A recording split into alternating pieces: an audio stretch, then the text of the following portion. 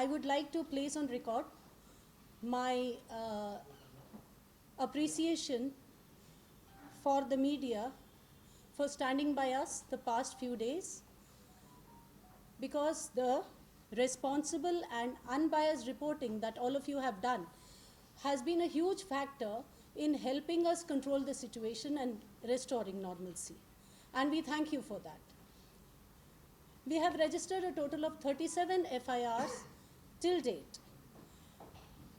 In this, 79 persons have been arrested. In the various cases, 93 persons have been detained under preventive sections of law, and of these, 80 have been released on bail. We are also grateful to the people of Gurgaon for helping us in maintaining the peace. The past few days, we have been reaching out to the community. We have been holding meetings with community leaders. We have been holding meetings with peace committees in the various areas, and the response that we have received from each and every one has been overwhelming. Everybody has voted in favor of peace and harmony. There, however, continue to be stray incidents where mischievous elements are trying to disturb the peace. We are grateful to the people of Gurgaon for not reacting to these efforts, and we appeal to them not to get provoked by any such incident that is happening in their locality. Please immediately call 112 or the local SHO or any local officer. We will reach there and handle the situation. Please do not get provoked and try to handle it on your own. Gurgaon Police also appeals to the public not to make any speech or publish or circulate any statement that contains any rumor or any inflammatory material that may serve to promote hatred between communities. This is a punishable, cognizable offense, and we will take so more to cognizance of such cases, and we will register FIRs. Once again, Gurgaon Police thanks the media and the public for standing by us in the past few days, helping us to maintain peace, and we hope for continued cooperation from all of you. Thank you. Ma'am, please speak in Hindi. अगर हिंदी में channel तो हिंदी मेरी थोड़ी सी week है, mix up कर लेना. Mix up करो.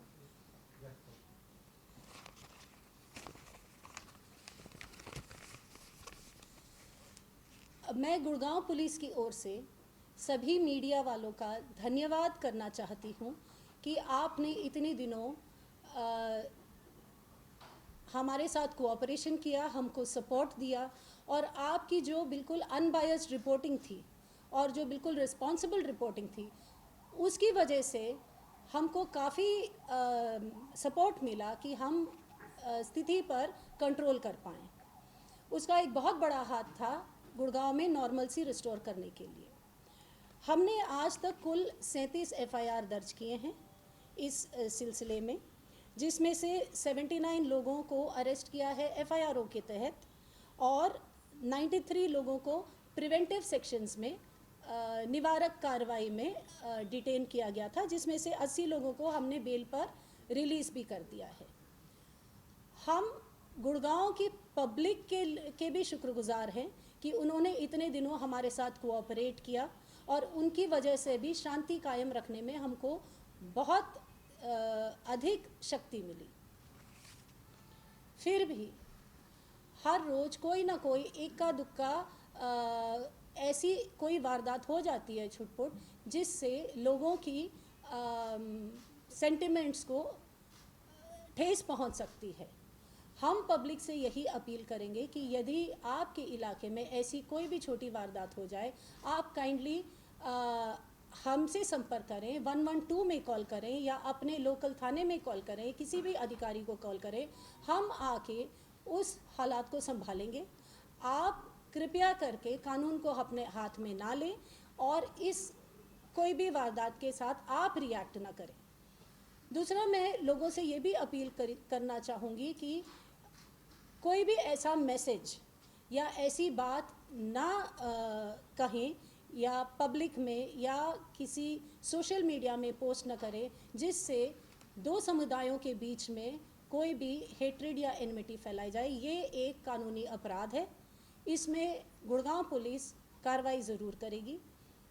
मैं फिर से अंत में यही कहना चाहूँगी कि मैं मीडिया और पब्लिक, गुड़गांव के लोगों को गुड़गांव पुलिस की तरफ से I would like to thank you कि आप लोग ने हमारा साथ दिया इतने दिन, और मैं आशा करती हूँ कि आगे भी शांति कायम रखने के लिए आप हमारी सहायता और हमसे कोऑपरेट ज़रूर करेंगे। Thank you. सोना की अगर बात करें, सोना में पर्टिकुलर उस दिन ही 31 तारीख वाले दिन हिंसा में कितने लोग उस मामले में गिरफ्तार हुए हैं, और दूसरी बात, कोई ऐसा भी गिरफ्तार हुई है जिसने बताया कि प्री प्लान का हिस्सा था या सब अचानक वाले ही थे? अभी तक किसी ने ये नहीं बोला कि कोई प्री प्लानिंग था। गिरफ्तारियां हमारी जारी हैं।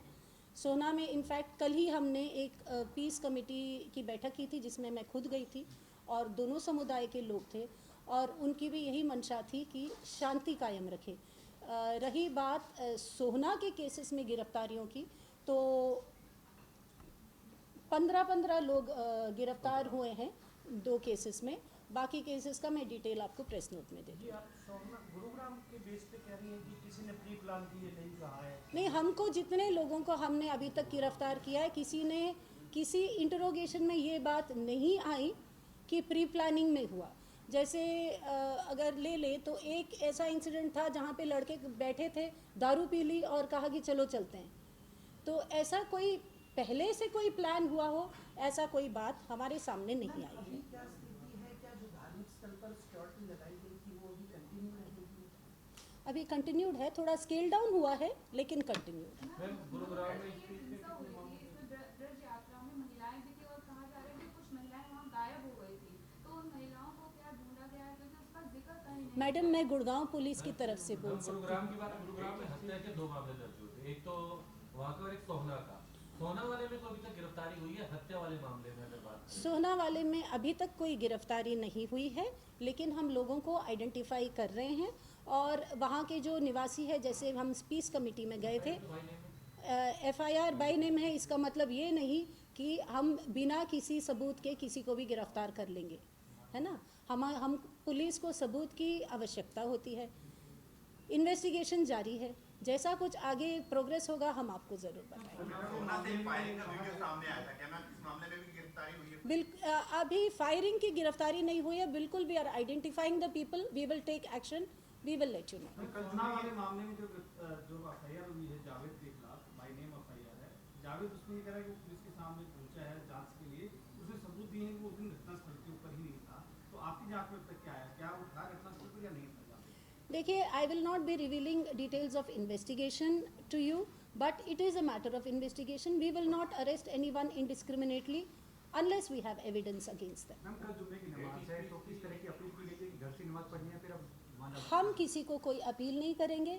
हमारा काम है शांति कायम रखना, और अगर कोई अपनी तरफ से ना आना चाहिए, it is their wish, it is their desire. We will not tell anybody whether to come, whether not to come. It is their own. Security में नमाज की परमिशन है और वहाँ पर होती भी है, अगर कल होती है तो क्या वहाँ पर पुलिस को तैनात रहेगा? We will, yes, of course, we will provide security. We will ensure there is no disruption of any law and order.